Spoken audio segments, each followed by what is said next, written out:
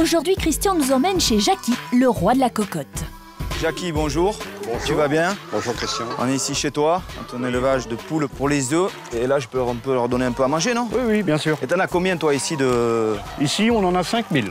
Christian a décidé de donner un coup de main pour ramasser les œufs. Oula, t'es organisé, toi, non? Et oui, Christian, ici on ne ramasse pas les œufs un par un, ils arrivent tout seuls.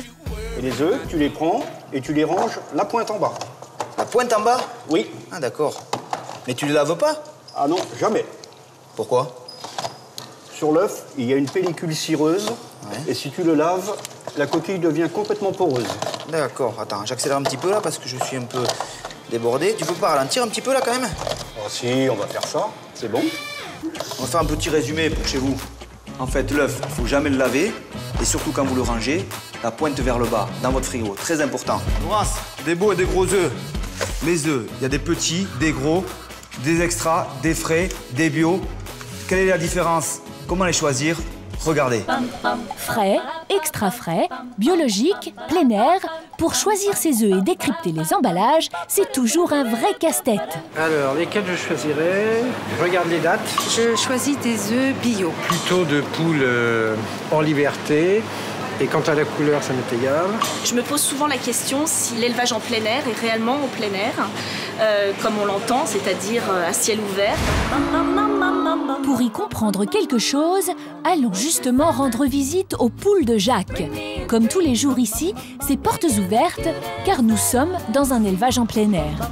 Les poules gambadent bien dans les prés en toute liberté. Les poules sortent vers 10 h le matin jusqu'à la tombée de la nuit. Dans le parcours herbeux, comme vous voyez, elles sont en train de picorer les graines. Elles grattent, elles trouvent des petits vers, elles trouvent toutes les graines qui puissent exister dans l'herbe. Et puis elles se dépensent, tout ça pour leur bien-être, quoi. Et les poules de Jacques ont bien de la chance. Car en France, 80% des pondeuses sont élevées en cage et ne voient jamais le jour. Mais retour à nos poules de plein air. Elles sont toutes à l'intérieur, car c'est l'heure de manger.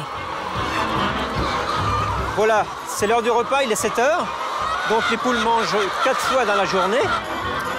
L'aliment est sous forme de miettes, essentiellement du blé, du maïs, des graines de soja ou de tournesol. Nous avons aussi de la luzerne, des vitamines et des minéraux. Que des bonnes choses. Mais pas d'idée reçue, l'alimentation de la poule n'a aucune influence sur le goût de l'œuf. Quelle que soit sa provenance, il sera toujours bon. Si vous avez un petit budget, n'ayez pas peur de choisir des œufs à bas prix. Et savez-vous qu'une poule pond un œuf par jour? Il en faut des cocottes pour remplir nos frigos. Avant d'arriver dans nos assiettes, les œufs passent une vraie batterie d'examen. Ils sont l'un des aliments les plus contrôlés. Première étape, le laboratoire avant conditionnement. La fraîcheur et la qualité des œufs sont immédiatement testées. Tout d'abord, la coquille, car ce qui plaît aux consommateurs, ce sont les œufs bien bronzés. Le premier contrôle qu'on fait, c'est un contrôle visuel de la couleur et de l'état de la coquille. On aura ici un œuf parfait avec un beau marron qui plaît beaucoup aux clients. On aura là un œuf correct, classique, avec une couleur uniforme rousse. Et là encore, idée reçue. C'est en été et en plein air que les œufs sont les plus clairs. On a beaucoup de changements de couleur, par exemple, par rapport à la température et le climat extérieur. Quand on a des grosses canicules, des grosses chaleurs, la poule aime bien aller dehors, se pouiller, se dorer au soleil, et ça aura une incidence sur la coloration de la coquille, mais nullement sur la qualité gustative et nutritive de l'œuf. Encore une fois donc, détrompez-vous. La couleur de la coquille n'a aucun rapport avec son contenu gustatif. En revanche, la fraîcheur de l'œuf est très importante. Deuxième étape justement, le contrôle fraîcheur. Ici, la laborantine mesure la hauteur du blanc et la couleur du jaune. À la maison, vous pouvez faire pareil, car un œuf frais a un blanc épais qui ne s'étale pas. Le jaune, quant à lui, doit être brillant et bombé. Sa couleur dépend de l'alimentation de la poule, mais clair ou foncé, c'est la même chose. Et enfin, attention, la qualité de l'œuf ne dépend en aucun cas du type d'élevage. Les œufs de poule plein air et de poule en cage ont les mêmes propriétés gustatives et nutritionnelles. C'est le bien-être de l'animal qui change. Dernier examen avant la mise en boîte, le mirage. Un travail minutieux qui demande un sacré coup d'œil. Tous les œufs fêlés sont jetés.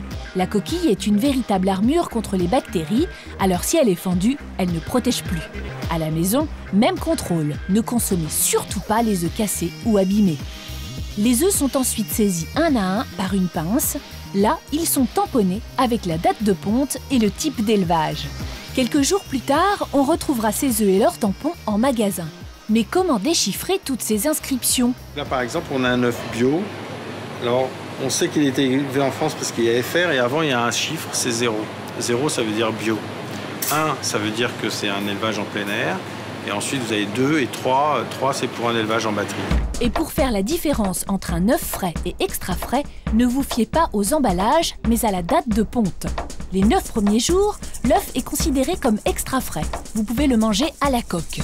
Passé cette date, il sera encore frais pendant 19 jours. Là, vous le dégusterez dur, en omelette ou pour la pâtisserie. Pour finir, quelques conseils pour être sûr de vous régaler. Pour vérifier la fraîcheur d'un œuf, c'est simple. Vous prenez un saladier avec à peu près l'équivalent de 2 litres d'eau et ajoutez environ 180 g de sel. Regardez bien, l'œuf frais coule, alors que l'œuf abîmé flotte. Et à partir du moment où votre œuf remonte à la surface, c'est que vous avez une petite bulle d'air qui s'est formée à l'intérieur de l'œuf et c'est que votre œuf est beaucoup moins frais. Deuxième astuce, fini les œufs durs qui éclatent dans l'eau bouillante de votre casserole. On va tout simplement ajouter quelques gouttes de citron dans notre eau. Donc on n'a pas énormément besoin d'acidité, mais on va en mettre quelques-unes, comme ceci.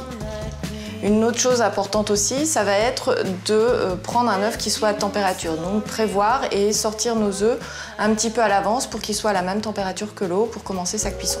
Voilà, maintenant les œufs n'ont plus de secret pour vous.